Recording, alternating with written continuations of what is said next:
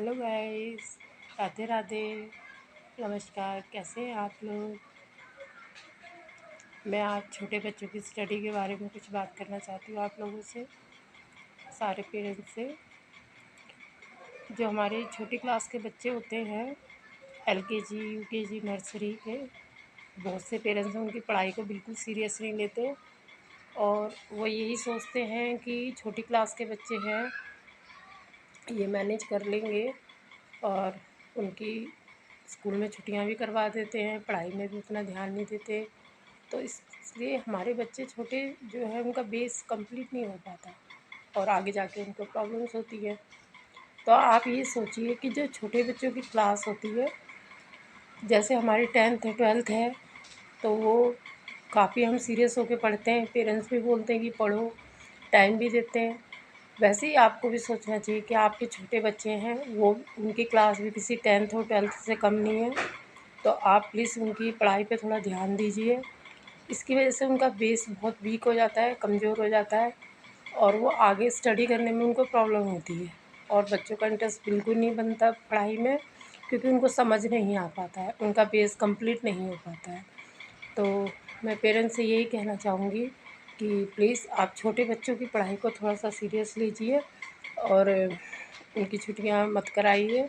और आपको ये लगता है कि कर लेंगे, आपको ये नहीं पता कि छोटे बच्चों की, जिन बच्चों को ये नहीं पता कि एग्ज़ाम क्या है, कैसे हमने पढ़ाई करनी है, एक एक चीज़ उनको हाथ पकड़ के हमें करवाना पड़ता है और फिर भी पेरेंट्स उनकी पढ़ाई को लेके सीरियस नहीं हो पाते हैं और उनकी बहुत सारी छुट्टियां करवा देते हैं, जिसकी वजह से हमारा बच्चा, जो छोटा बच्चा होता है, बहुत वीक हो जाता है।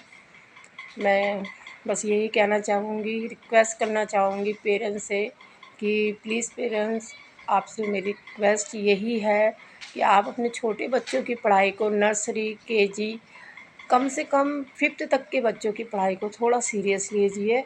और उसके बाद मैं गारंटी देती हूँ इस चीज़ के लिए, अगर आपका बच्चे का बेस कंप्लीट हो जाता है, अच्छे से बन जाता है, आपको 9th 10th 12th में बच्चों को कुछ भी कहने की ज़रूरत नहीं पड़ेगी कि आप पढ़ लो और आप टाइम दो पढ़ाई को लेके, या आपके बच्चे ये बिल्कुल नहीं बोलेंगे कि हमें समझ नहीं आ रहा है।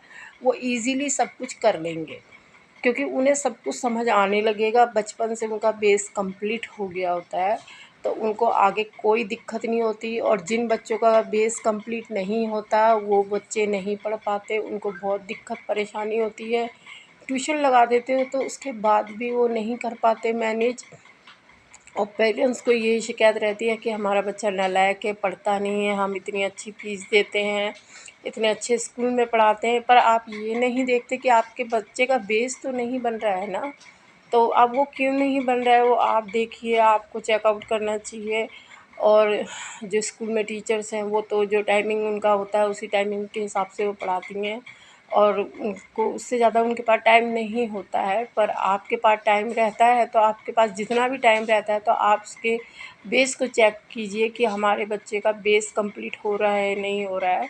और अगर उसका बेस कंप्लीट नहीं होता है, तो आप उसका बेस कंप्लीट करने के लिए एक अलग से ट्यूशन लगाइए और उस ट्यूशन वाले को, आप उस ट्यूटर को आप बस यही बोलिए कि मेरे बच्चे का बेस आप क्लियर कर दीजिए, जिससे आपके बच्चे को हिंदी इंग्लिश मैथ्स पढ़ने में इजी हो, कोई दिक्कत ना हो। और जब भी आप बच्चे को पढ़ाते हैं तो इस तरीके से पढ़ाइए कि उसका पढ़ाई में इंटरेस्ट जागे, ये नहीं कि इंटरेस्ट ख़त्म हो, उसे पढ़ाई बोझ लगने लगती है तो वो बच्चा भी नहीं पढ़ पाता है। फ़ोर्स से आप बच्चों को एक लिमिटेड ही मार्क्स, पासिंग मार्क्स बच्चे लेके आता है फ़ोर्स के थ्रू, और अगर वो इंटरेस्ट के थ्रू पढ़ता है तो वो अच्छे मार्क्स लाता है और अच्छे नंबरों से पास होता है। बस मैं आप लोगों से यही कहना चाहूँगी कि प्लीज़ आप छोटे बच्चों की पढ़ाई को सीरियस लीजिए। नमस्कार, बाय। नमस्कार, बाय।